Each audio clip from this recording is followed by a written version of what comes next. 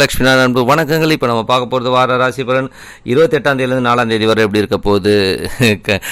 அதாவது தனுசு ராசி வந்து பார்த்திங்கன்னா உங்களுக்கு ராசியிலே வந்து குரு இருக்காருங்க. ஸோ குரு வந்து இதுவரை வக்கரமாக இருந்தனால நிறைய விஷயங்கள் பிடிவாதங்கள் கொஞ்சம் தடங்கல்கள் டென்ஷன்ஸ்லாம் இருந்திருக்கும். அதெல்லாம் எல்லாம் தூக்கி எறிஞ்சிட்டு ஜாலியாக இருப்பீங்க. இப்போது ஓரளவுக்கு ரிலீஃப் ஆகுங்க. உங்களுடைய தவறுகள் என்னன்றதை வந்து இந்த குரு வந்து உங்களுக்கு காமிச்சு கொடுத்துருப்பார். என்றைக்குமே ராசியில் வந்து குரு வரும்போது உங்களோட தவறுகள் எங்கெங்கே நம்ம லைஃப்பில் தப்பு பண்ணுறோங்கிற விஷயத்தை வந்து நமக்கு சுட்டி காட்ட தான் குருவுடைய வேலை. ஸோ நல்ல விஷயங்கள் வந்து உங்களுக்கு தெரிஞ்சிருக்கும்.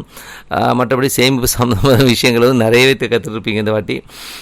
குடும்பம் சார்ந்த விஷயங்கள் இரண்டில் வந்து சனி வக்கரமாக இருக்கிறனால வந்து கொஞ்சம் குடும்பத்தில் வந்து சில வந்து பிடிவாதங்கள் டென்ஷன்ஸ்லாம் இருந்துங்க. ஸோ அதெல்லாமே மாறிடுங்க. இப்போ 29ஆம் தேதிக்கு மேலே வந்து சனி வக்கர நிவர்த்தி ஆகிறதுனால நல்ல லாபங்கள் நல்ல விஷயங்கள் குடும்பத்தில் வந்து புதிய தெளிவு பிறந்து தொழில் வந்து நல்லா அபிவிருத்தி கிடைப்பதற்கான வாய்ப்புலாம் ரொம்ப சிறப்பாக இருக்குங்க.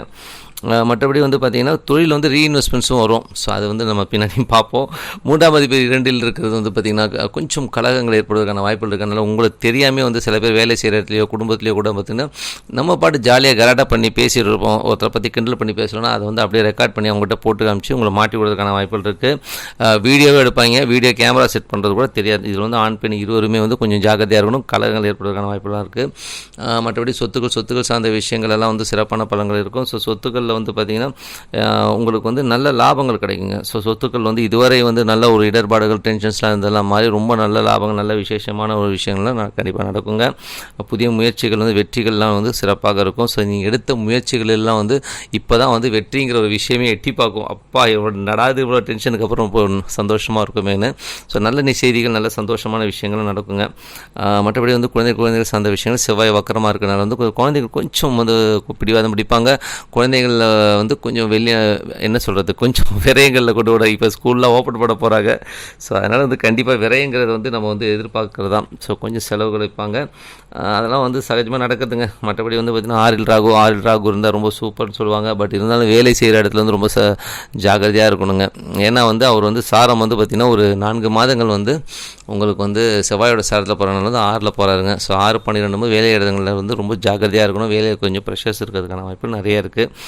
கொஞ்சம் நீங்கள் வந்து இந்த 12இல் உள்ள கேதுவும் அங்கே இருக்கிறனால அது செவ்வாயோட இடத்துல இருக்கிறனால வந்து இந்த கேசஸ் வர்றதுக்கான வாய்ப்பு கேஸோ கடனோ வழக்கோ ஏதாச்சும் கொண்டாந்து விடும். அதனால் வந்து கொஞ்சம் ஜாகிரதையாக இருந்துக்கோங்க இந்த 4 மாதங்கள். என்னடா அது பயப்படுத்துறீங்களா? இல்லைங்க, பயப்படுத்தலை, இருக்கிறத சொல்கிறேன், அவ்வளோதான். மற்றபடி வந்து பார்த்திங்கன்னா மனைவி சார்ந்த விஷயங்கள். ஸோ மனைவி சார்ந்த விஷயங்கள் ரொம்ப சிறப்பாக இருக்கும். இதுவரை வந்து கணவன் மனைவிக்கு நடுவில் இருந்த பிணக்குகளாக நீங்கி ரொம்ப சிறப்பான பலன்கள்லாம் இருக்கும். இதுவரை பிரிந்திருந்த கணவன் மனைவி கூட வந்து உட்காந்து பேசி வந்து சுமூகமாக ஒன்று சேர்வதற்கான வாய்ப்பு ரொம்ப சிறப்பாக இருக்குங்க. மற்றபடி 8ஆம் அதிபதி வந்து பார்த்திங்கன்னா 8இல் வந்து பார்த்திங்கன்னா சனியுடைய பார்வை வருதுங்க. ஸோ அது என்ன பண்ணுமா அப்படின்னா குடும்பம் சார்ந்த விஷயங்கள் பழங்கதைகளால் வந்து சின்ன சச்சரவுகள் வருவதற்கான வாய்ப்பு இருக்குங்களா. தயவு செய்து இந்த பழைய கதை 20 வருஷத்துக்கு முன்னாடி நடந்த கதை 15 வருஷத்துக்கு முன்னாடி நடந்த கதையெல்லாம் பேசாதீங்க.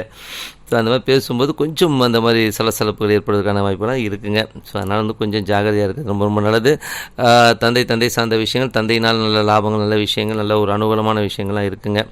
ஏன்னா வந்து அது வந்து கொஞ்சம் லாபங்கள் இருக்குது. இதில் வந்து அப்பாவோட சொத்துக்களாலோ இல்லை அப்பாவாலேயே வந்து நல்ல லாபம் கிடைப்பதற்கான வாய்ப்பு ரொம்ப சிறப்பாக இருக்குங்க. தொழில் சார்ந்த விஷயங்களில் வந்து அரசாங்க சம்மந்தமான விஷயங்கள் வந்து நல்ல ஒரு பெரிய ஒரு முன்னேற்றம். நீங்கள் ஒரு கவர்மெண்ட் டெண்டர் எல்லாம் எடுக்கிறவராக இருந்தால் நல்ல முன்னேற்றங்கள் கிடைப்பதற்கான வாய்ப்பெல்லாம் இருக்குது.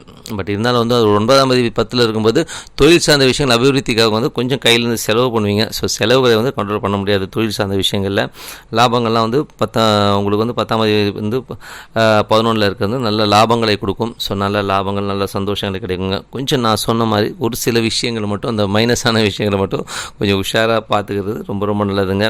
இந்த வாரம் வந்து என்னென்ன விசேஷங்கள் பார்ப்போம். 29ஆம் தேதி பிரதோஷம் அன்றைக்கி ஈஸ்வர வழிபாடு ரொம்ப நல்லது.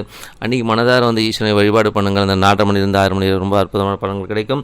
1ஆம் தேதி அன்றைக்கி இப்போ பௌர்ணமி அன்றைக்கி வந்து பார்த்திங்கன்னா சித்தர் வழிபாடு குலதெய்வ வழிபாடு எல்லையம்மன் வழிபாடு உங்களுக்கு எது பிடிச்சிருக்கோ அது பண்ணுங்கள். வீட்டில் விளக்கேற்றி அமைதியாக உட்காந்து ஒரு இடத்துல வந்து அந்த ஒரு அம்மன் உங்களுக்கு சப்போஸ் வந்து குலதெய்வத்தை வந்து மனதாக பிரார்த்தனை பண்ணும்போது அற்புதமான பலன்கள் கிடைக்கும்னு சொல்லிட்டு உங்களிடம் விடைபெறுவது உங்கள் லட்சுமி நாராயணன். நீங்கள் வணங்க வேண்டிய தெய்வம் தட்சிணாமூர்த்தி வந்து காலையில் எழுந்து ப்ரஷ் பண்ணிவிட்டு ஃபேஸ் வாஷ் பண்ணிவிட்டு ஓம் தட்சிணாமூர்த்தி வந்து மனதார பிரார்த்தனை பண்ணுங்கள். சில பேர் வந்து சாய்பாபாவும் கும்பிடலாம். ஸோ சாய்பாபா சித்தர்களையும் கும்பிடலாம். ஸோ உங்களுக்கு வந்து எதுக்கு பிடிச்சிருக்கோ அது பண்ணுங்கள்.